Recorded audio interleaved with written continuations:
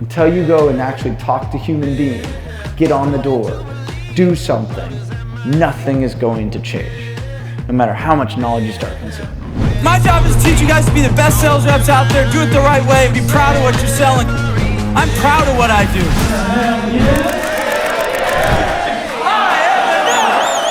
But Sam, think about it. Shout out to Sam Taggart. Big kudos to you, Sam. That's what this gentleman is about. Again, I have enough. In life, we all want something. We want to achieve X. I want to make this. I want to start this business. I want to do this. I want to have this. I'm the greatest salesman in the world. Because what we find is there's a huge distinction between external poverty and internal poverty. And I believe in America, we have a massive internal poverty problem. And my mission is to come and help fix that. Because this last year, I woke up to my internal poverty. And I found if right now is not enough, it'll never be enough. And if you can adopt this mantra, if right now is not enough, it'll never be enough. And if you're living here somewhere in the future of like, when I have the nice car, when I have the suit, when I have this, when I have that, then I'll be happy.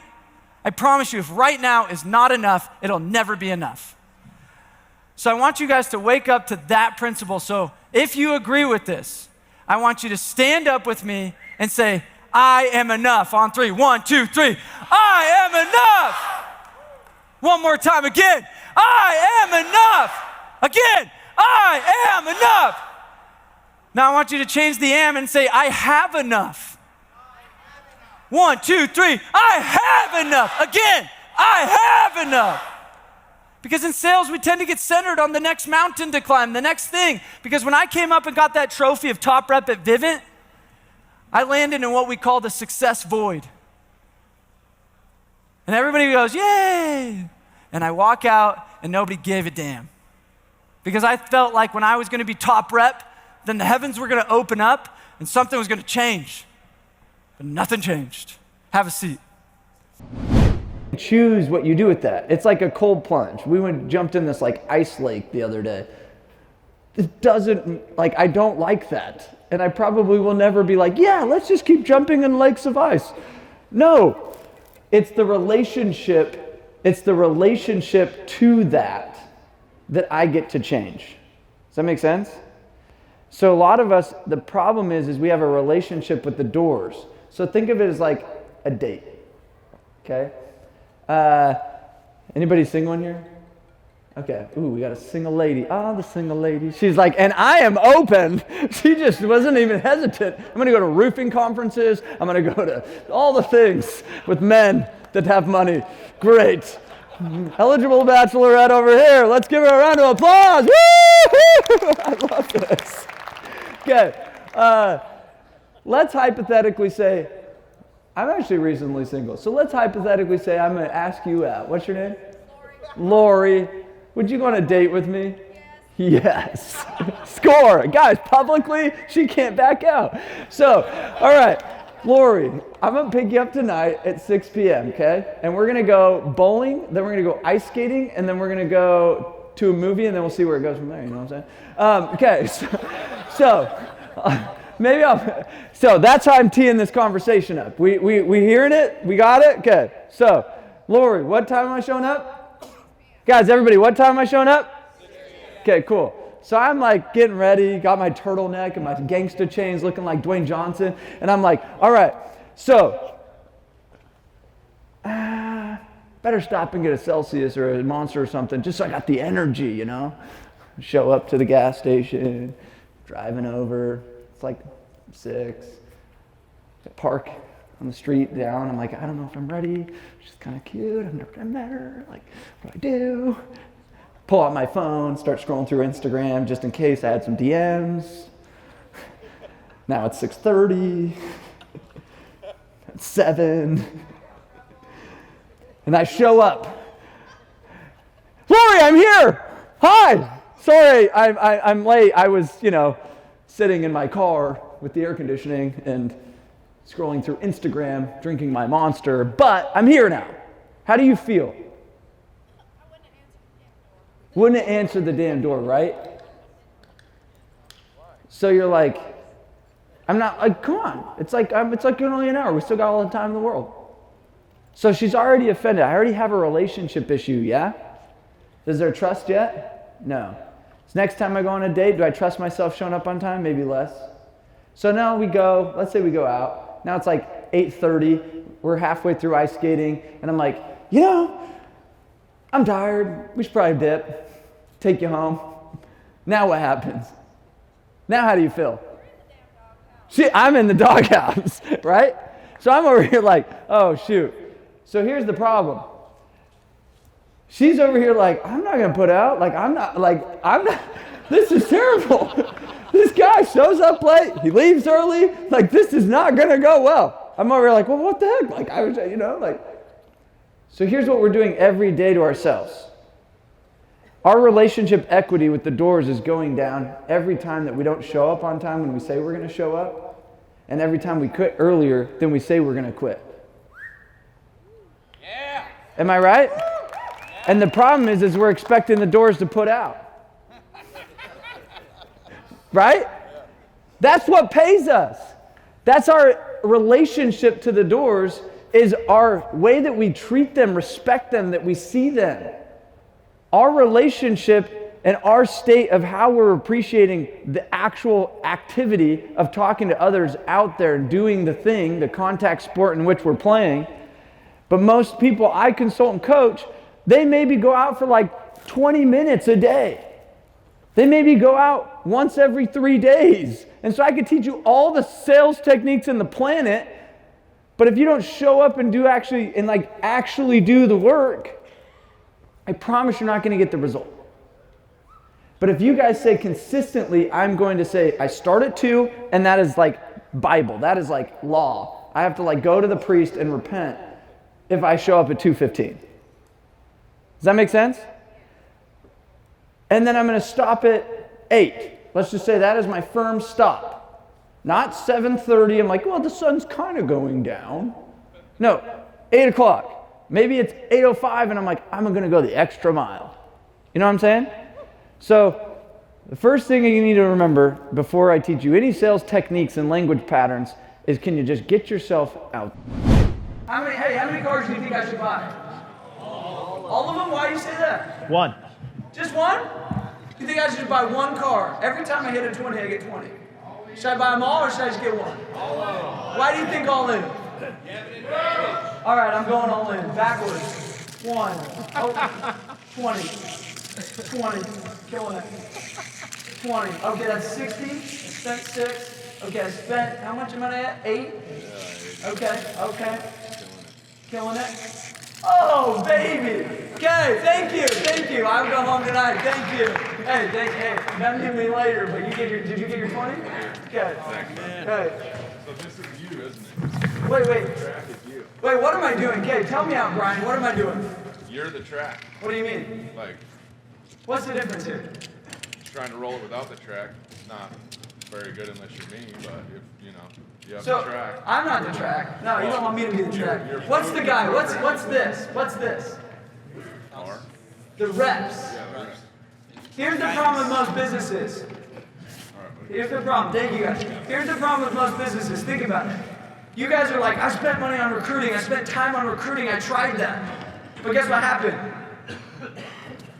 You were the second guy. You're like, well, that sucked. They're supposed to make me money. Here's the problem. Most of you guys go knock doors, right? You're like, I'm going to go sell, build, collect. That's what you've been trained on. I say, screw that. My whole model is recruit, train, lead. Why? Because if I go sell, build, collect, how much money can I make with one homeowner? Maybe 2 sales if I get a referral or 2, right? A couple sales. How much money if I knock a guy's door and I get him to sell me, or he comes sells for me and I can get him to sell 100 roofs? How much more money do I make as a business owner if I go knock that guy's door versus go knock a homeowner's door? What do I rather have? I recruit a guy that gets me 100 deals, or me go try to get 100 deals? Which would you rather do? Recruit the guy. The problem is you haven't put a system in place that's called the racetrack. I'm not the racetrack. I just teach you the racetrack. I give you the racetrack. The racetrack is a system in your business that when you like, what is a system for recruiting? Guess when you guys recruit? When one of your guys leaves. I got 5 guys, I had one guy leave. Oh, I better start recruiting now. No. You need to have a consistent system for recruiting. Meaning every week I spend this on ads. Every week I go to this campus. Every Thursday I go to the gym and set up a freaking table where I bring in and get those kind of recruits. Like I have a system for each element of recruiting. The thing is people have 2 motivators. They have their fears and their desires. They're what? Haha, we're awake. Okay, so you have desires and fears, and that's how people make decisions. The bigger problem is we can't seem to convince people to come and work for us. Raise your hand if you're a great salesman. Where are my good salesmen out here? Great, keep your hand up because you're a good recruiter. If you know how to sell, you know how to recruit. Plain and simple. So the problem is we think we disassociate the two. With the sale, you're just taking and building the desire, and you're building up pain points, and you're solving problems. Recruiting is the same thing. So you've got to say, how do I find out their desire? And then how do I overcome their fears, okay? So desires, we're going to talk about this. Raise your hand if you feel like Gen Z and Gen X and the younger generations have gotten a lot more soft. I believe. But the problem is they've actually just gotten more in touch with what their true desire is, and it's not just shove like work down my throat and just, I want freedom. I want more security. I want impact. I want fun. I want growth. I want community. Now ask yourself, does roofing and your job, your positions you're recruiting for, does it provide those 6 things? Say yes. This job is one of the few industries that provides all 6, and it does it so well. Am I right? Yes. The problem is it's like disguised. It's like this Lamborghini that's camouflaged in dog shit. Visualize that for a second. You open up the thing, and they're like, and they sit in it, and then they're boom, like, whoa, what is this? That's what happens. Like, oh, you're a roofer, you knock doors. You're like, yep. The problem is, you look at my life, you look at all my friends, you look at you guys, and it's like you travel the world. You make more money like this quick, you know? It's like, I made 10 grand yesterday, no big deal. So fears, let's think about it. So you got failures, embarrassments, ambition, or abandonment, rejection, and success. That's what fear stands for. So it's what? Failures, embarrassment, abandonment, rejection, success. Some people just simply fear success. It's like, what if it works? What if what I taught you today, guys, think about this. What if what I taught you today actually got you 10 more guys? He's over here with 4. He's like, I'd take 10 of them. And what if you actually apply some of this stuff and you actually go and found 10 guys and you're like, oh my gosh, I wouldn't even know what to do. Production wouldn't even keep up. And then we would need a bigger office. And then it's like, oh my gosh, then we would crush and I would have so much more money and I wouldn't even know what to do with that money. And then you don't do it. Do you know that happens to people? Way more than you think. What if it actually worked? What if what Sam's teaching actually works? Because he's done it with 250 companies. Is selling good, say yes? Now the question is getting sold good, say yes? Because if you don't believe both, you're not going to be a great entrepreneur, you're not going to be a great sales rep. So let me give you a story and an example. So one time I was out there, it was my 2nd year selling alarm systems. Any alarm guys out here? Yes. Okay, so I'm out there selling alarms, and I remember I just was getting beat up. I remember sitting in the street, I was on the curb, and I'm just like, this sucks. I went like 2 days bageling, and it was because I had this lady come up to me, and she goes, you're a scam. She looks me in the face, she's like, you guys are a scam. You door-to-door people. And I was like, okay, and I'm still new, you know what I mean? I just got off my mission where I'm like selling Jesus, and then now I'm like selling an alarm system, and I never even had an alarm system, and I was like, okay, like, this isn't selling Jesus. I felt really good about that one. I was like, maybe I don't feel so good about this. Maybe I am overcharging. Maybe this doesn't really work. And I started to buy into this, and I started to lose my security money. And I went 2 weeks with the longest sales slump I ever had. And I was like, what the freak? And I finally knocked on this lady's door, and she was like, oh my gosh, I love my alarm system. And I was like, you love your alarm system, really? Because no one else is buying it. Can you help me sell? She's like, I was like, come with me. And I was like, why is that, lady? And she's like, well, last year I was in the backyard. Because I'm an idiot, I left the stove on and it started a kitchen fire. And I get a phone call and they're like, hey, there's a fire in your house. And she's like, really? She's like, I'm in the backyard. I don't think there is. She goes inside and lo and behold, a small kitchen fire had just started and she was able to put it out herself. And she goes, had I not had this system, my home would not be here and everything that I cherish. And me as my young little 21-year-old me was like, really? It did that? Like it did that. Good timing. I didn't tone it, that was good. I was like, no way.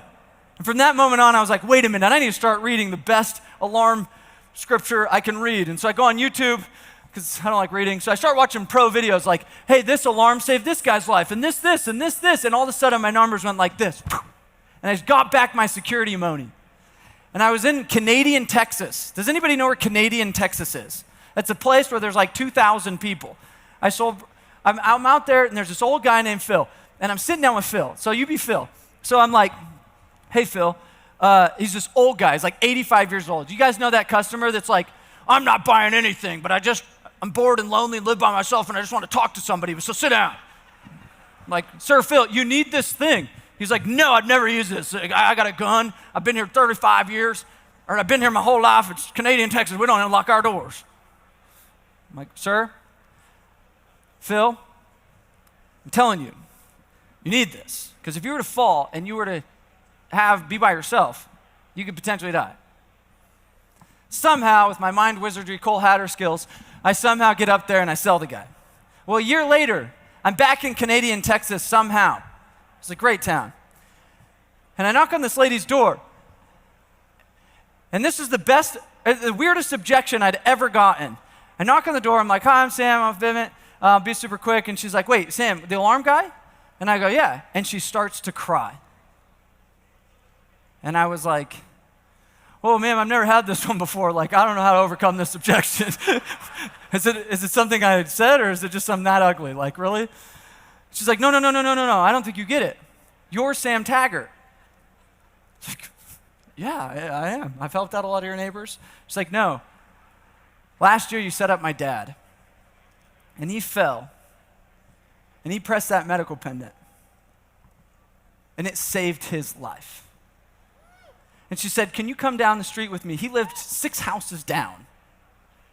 She takes me down the street. She says, Phil, look who I found. And immediately Phil breaks down in tears. And I'm like, you are a freaking hard customer. You are a dick. Like in my head, right? Like I'm like, wow, you little mother. And so I was like, no way.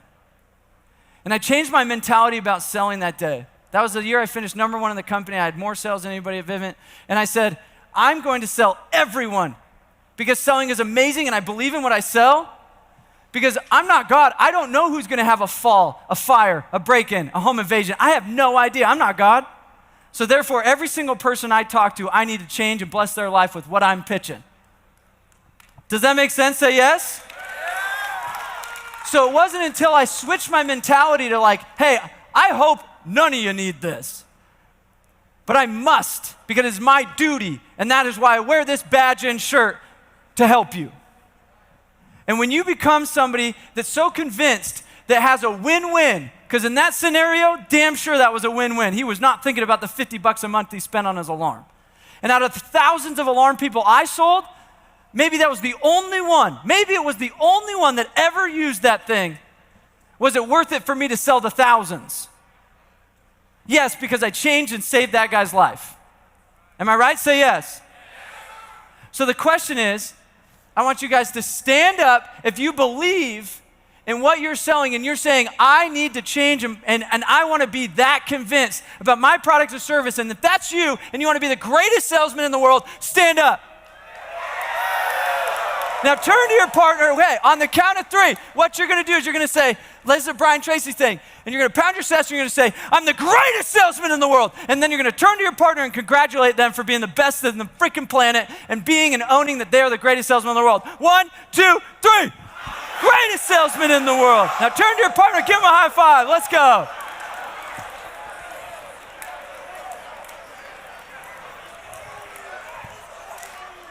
Let's go. Okay, have a seat. Have a seat. Does that feel good? Because my job is to teach you guys to be the best sales reps out there, do it the right way, and be proud of what you're selling, because it's not a bad thing. I'm proud of what I do. I'm proud of what I do. I've found my purpose to really helping people get what they want, which most people just want more freedom, more money, more time, right? So I dedicate my life to helping people do that. Who in here truly thinks there are people out there that want to help them get what they want? Who in here truly thinks there's people out there that really want to help you get what you want? Raise your hand. Okay, so I have something special for you. So those that truly think that and truly believe there are people out there that want to help them get what they want, the first person come get it. Okay, you got it. Okay, you got it. You got it. There we go. There we go. There we go. Okay. Watch out for the TV. Wait, stay up here. Wait. Don't sit down. If you came and you crossed this line, stay up here. If you cross this line, stay up here. Get back up here. Don't move if you didn't. I'll call you out. Thanks, babe. Okay. Hook these guys up with a book or something. Give them a book. Good job. What? I'll at least give you a book.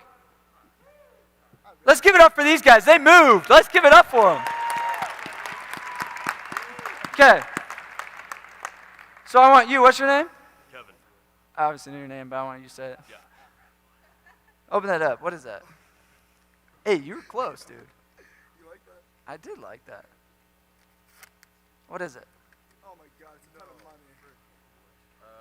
$400. Nice, dude. Let's give it up for Kevin. A true believer. Thank you. You guys get your books? Grab your book.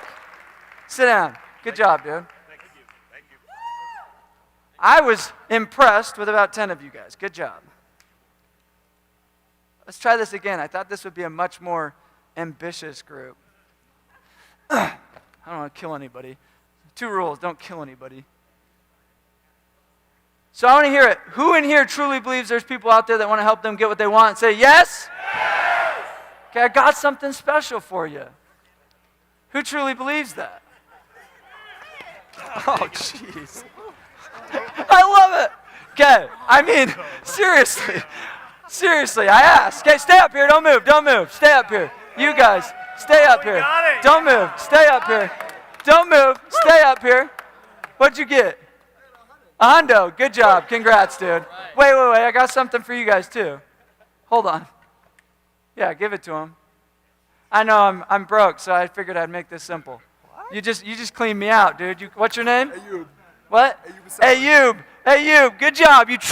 Hey, did you see the intention of what he just did? Twice. He full on sacrificed his body to get what he want. I loved it. There were 4 people on the ground, and I almost jumped in just because it looked fun. Good job, Ayub. Okay, sit down. Get your $1. Dude, he's like, I will stay right here. He knows. Well, I have something special for you. Nah, I gotcha. You stink.